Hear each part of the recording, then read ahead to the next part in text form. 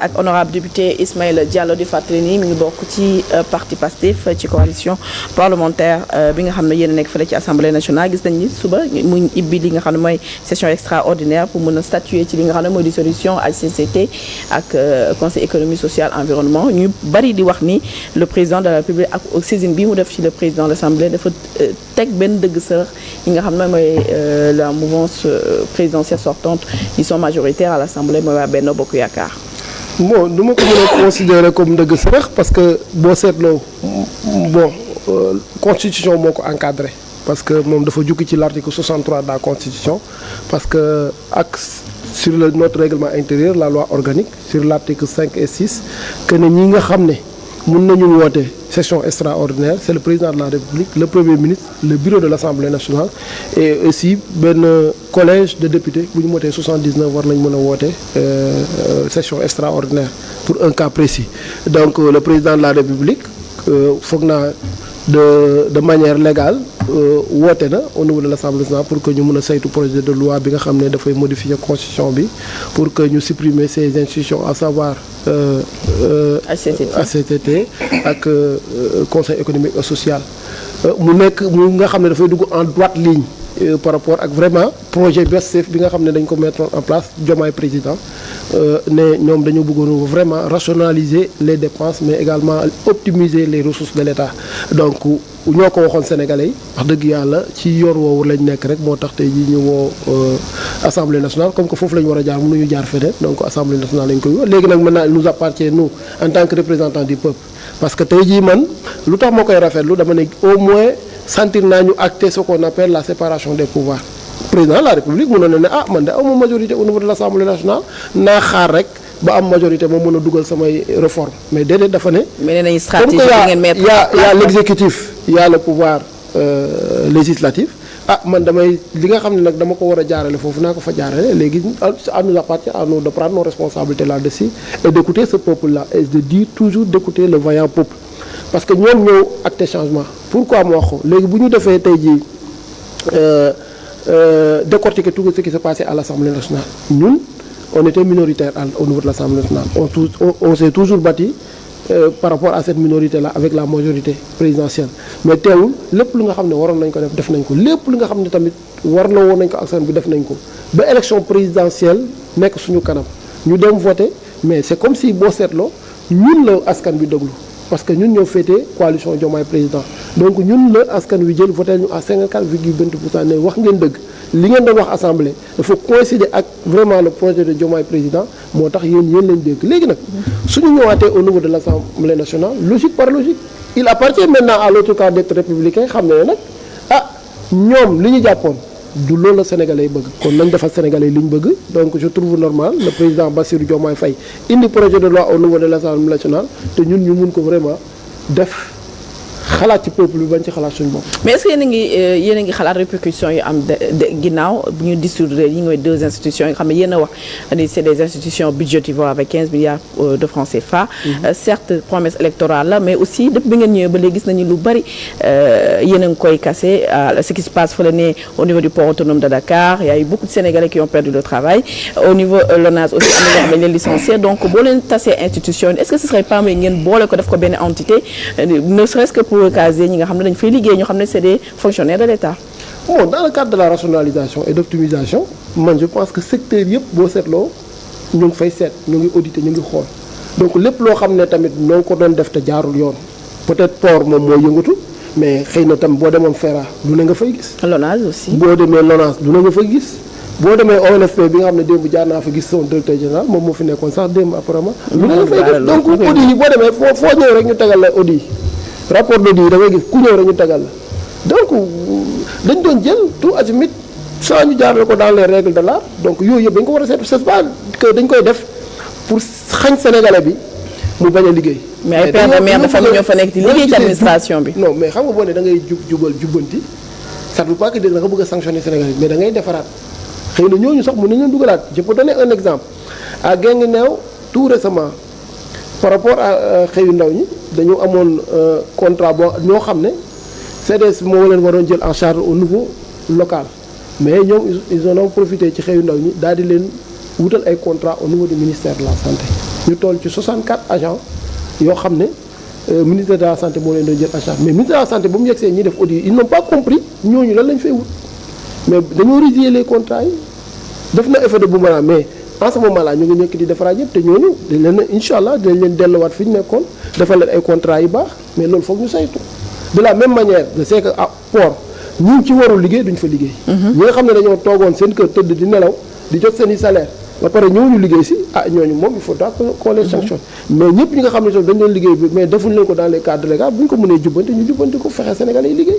cette rationalisation là bu ressources yi tollee fu ñu war a toll mais c'est pour les Sénégalais du nekk pour kenn. d'accord alors Pape Sané pour la journée de demain pour yow bonne posture la waa Benno Bokk Yaakaar les députés lan lañ mën a adapté parce que en ce moment ñëpp ñi ngi naan ñoom dañ leen tegal benn guet-apens boo xam ne ils seront de toute façon ils seront les perdants. Tout à fait mais man avant de revenir sur le fond moi j'aimerais wax un peu sur la forme je sais pas je maîtrise pas tellement bien le règlement intérieur de l'Assemblée mais dama jàpp ni que li ma xalaat par rapport à la convocation il ne revient pas au président de la République de fixer une date moom dama jàpp ni que moom dafa waroon demander à l'Assemblée voilà day fixer une section extraordinaire demande une section. non je ne veux pas me couper mais am na droit fixer. non moo tax ma ne sur la forme je vais d'abord pour être clair est-ce que moom am na droit fixer la date de la tenue d'une session extraordinaire quand on sait que déjà. tout récemment le 12 juillet 2023. Ouais. Sur la modification la révision de la constitution ñi modifié code de procédure pénale. Mais c'est le président de la République Macky Sall ci boppam moo choisir date bi nga xam ne moom la ñu woo en section extraordinaire. Effectivement. Si. Non moi je veux juste savoir si c'est légal. C'est légal oui. Voilà donc l'Assemblée le bureau de l'Assemblée n'a pas à se réunir. Non, ils se sont réunis. commission yi. On s'est réunis aujourd'hui. Commission des lois. Non, le bureau d'abord, c'est le bureau qui se réunit. Juste pour donner l'information, le président de la République nous a saisi, tel jour, demain on nous convoque. Et demain c'est la session plénière. C'est la session, oui. Donc il n'y a pas de commission. L'ouverture de la section extantée d'abord. Ah c'est l'ouverture de la session.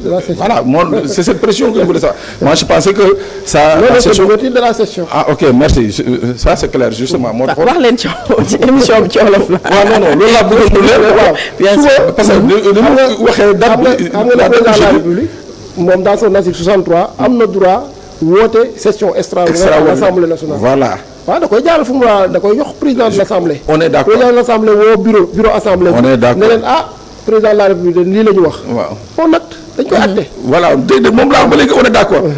mais donc c'est juste le début de la session extraordinaire. waaw mais précision boobu laa bëggoon parce que beaucoup de gens m'ont posé la question. d'accord loo ci bëggoon précision mu ngi bëgg loo ci bëggoon apporter. précision boobu. non xam nga foofu de bu ñu woowee suba. bu ñu defee ouverture bi dañuy wax ordre du jour bi. waaw su ñu waxee ordre du jour ñu jublu ci liggéey bi. session buy ubbi la rek comme ba ñuy def. ba ñuy defaraat règlement intérieur. commission travaux de commission yi. voilà non précision boobu en fait c'est ce que les gens voulaient savoir est-ce que ça répond à une convocation normale mooy maanaam dañuy dem bureau wax leen. après ngeen dem commission xeex foofu ba pare soog a ñëw plénière. voilà. non xeex du ci am. non mooy. ça c'est de l'auto-jubbanti on sait comment ça se passe en commission. moo tax première session extraordinaire. voilà on sait comment ça se passe en commission.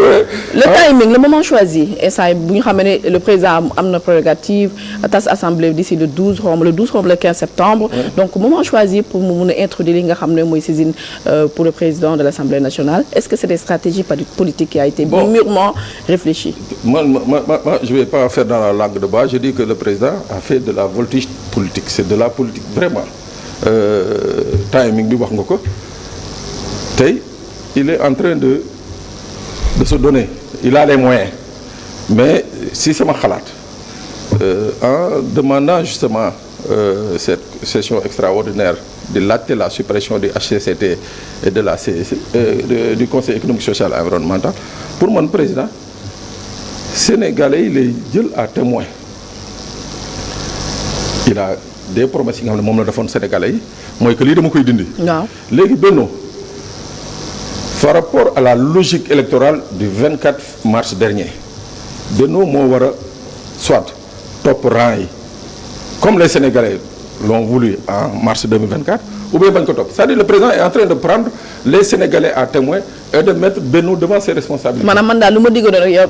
man la ma diggee ak yéen mu ngi nii. léegi ñoom nag ñoo. waaw ñooy xool léegi Benno ñooy majoritaire ils votent alhamdulilah ça n'empêche pas président bu bëggee dissoudre il va dissoudre il ne vote pas day gën a yokk des raisons yi nga xam ne légal et légitime pour moom mu dissoudre assemblée. te su boobaa Sénégalais yi dañuy applaudir à deux. ah mais oui donc comme ni nga ko waxee c'est un piège ah et c'est un piège bi nga xam ne je suis. mais ci politique lañ nekk aussi Pape Sané. ci politique lañ nekk tout à fait d'accord moo tax ma ne c'est de la voltige politique ah c'est tout à fait normal ku ci jekku sa morom voilà moi je dis que en politique quand tu as boo jotee sa adversaire comme Maître Wade le disait soo ko mënee boo mënee tàggali baat bi ak yaram bi da nga koy tàggali c'est la politique c'est les règles du jeu dès l'instant où tu acceptes d'être en politique c'est les règles du jeu comme Benno à un certain moment ils ont fait passer des lois liberticides parce que ñoo yoroon majorité c'est tout à fait normal tey jii qu'on leur mette devant leur responsabilité boobu nag c'est une responsabilité bi nga xam ne le président mun na jël toute l'entièreté de la responsabilité damay dissoudre mun na ko jël te kenn du ko ci mere mais par rapport ak li mu diggee woon ak sénégalais yi il est en train de tendre une perche à Benno mooy est-ce que yéen vous allez suivre la logique des Sénégalais du 24 mars oui ou non mais cela ne lui empêche en rien bu ñu ko voté ba pare mu dissoudre Assemblée nationale. mais kon position bi est-ce que du indi sax carrément division yi nit ñi di ruumandaat au sein de Benno Bokk Yaakaar parce que bu ñu fekkee voté nañu loi bi nii te xam ni seen i naataangoo ñoo nekk ci deux structures yi nii ça va jeter carrément li nga xam ne mooy mbicco mbala pour ne pas dire le discrédit entre eux. mais soxna si déggoo sama ma ne la c'est de la haute voltige politique la leen président tegal c'est-à-dire c'est les éléments constitutifs de la démembration de Benno Bokk Yaakaar. léegi nag c'est à Benno d'être alerte. de décrypter le message. alors Ismaïla defoon ngeen fi tintement pour ñu def.